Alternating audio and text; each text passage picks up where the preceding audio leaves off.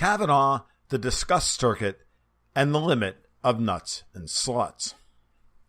The Ragin' Cajun, I believe, coined the phrase nuts and sluts to succinctly describe the tactic used by the elites I call the Davos crowd to smear and destroy someone they've targeted.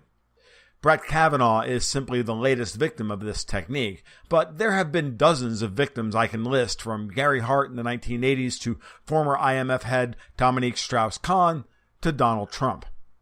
Nuts and sluts is easy to understand. You simply accuse the person you want to destroy of either being crazy, the definition of which shifts with whatever is the political trigger issue of the day, or sexual deviant.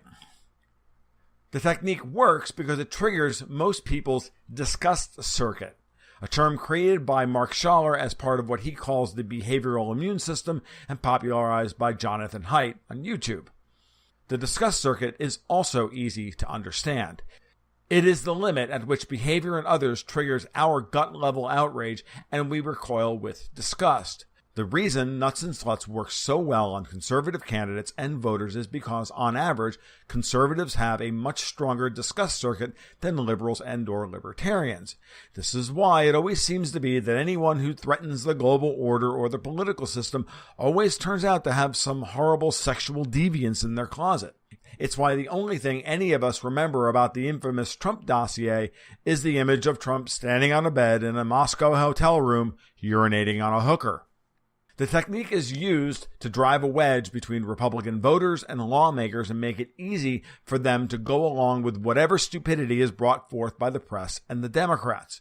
And don't think for a second that more often than not, GOP leadership isn't in cahoots with the DNC on these takedowns, because they are. But here's the problem. As liberals and cultural Marxists break down the societal order, as they win skirmish after skirmish in the culture war and desensitize us to normalize ever more deviant behavior, the circumstances of a nuts and sluts accusation have to rise accordingly. It's behavioral heroin. And the more tolerance we build up to it, the more likely people are to see right through the lie. It's why Gary Hart simply had to be accused of having an affair in the 1980s to scuttle his presidential aspirations, but today Trump has to piss on a hooker. And it's why it was mild sexual harassment and a pubic hair on a Coke can for Clarence Thomas, but today, for Brett Kavanaugh, it has to be a gang rape straight out of an 80s frat party in a Bret Easton Ellis book, whose books, by the way, are meant to be warnings, not blueprints. Trump has weathered both the nuts side and the slut side of this technique, and as he has done so, the resistance has become more and more outraged that it's not working like it used to. This is why they have to pay people to be outraged by Kavanaugh's nomination. They can't muster up a critical mass of outrage while Trump is winning on many fronts. Like it or not, the economy has improved. It's still not good, but it's better and sentiment is higher. So they have to pay people to protest Kavanaugh. And when that didn't work, then the fear of his ascending to the Supreme Court and jeopardizing Roe v. Wade became acute. So it doesn't surprise me to see them pull out Christine Blasey Ford's story to guide them through to the midterm elections. And that was a bridge too far for a lot of people. The one who finally had enough of nuts and sluts was, of all people, Lindsey Graham. Now, Graham is one of the most vile and venal people in D.C. He's a warmongering, neoconservative, enabling Praetorian of Imperial Washington's status quo. But even he has a disgust circuit, and Brett Kavanaugh's spirited defense of himself, shaming Dianne Feinstein in the process, was enough for Graham to finally redeem himself for one brief shining moment. When Lindsey Graham is the best defense we have against becoming a country ruled by men rather than laws, our society hangs by a thread. It was important for Graham to do this. It was a wake-up call to the moderate GOP senators wavering on Kavanaugh.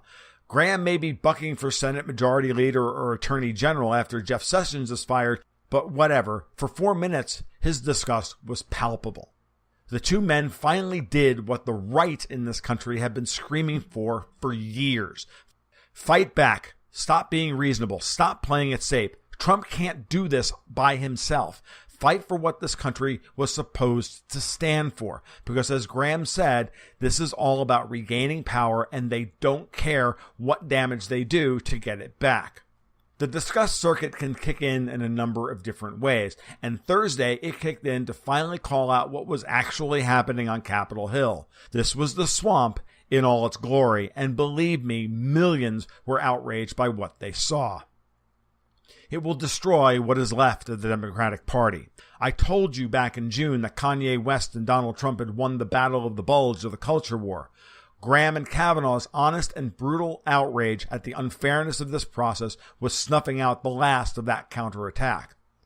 The midterms will be a red tide, with the bodies washing up on shore, the leadership of the DNC and the carpetbaggers standing behind them with billions of money to buy fake opposition.